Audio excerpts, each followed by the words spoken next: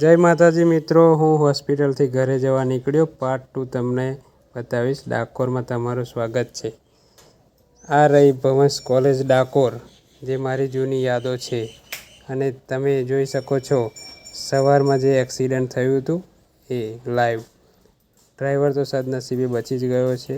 ત્યાંથી હું નીકળ્યો ડાકોર સામે તમને દેખાય છે ગયા ફેમસ દાળવડા.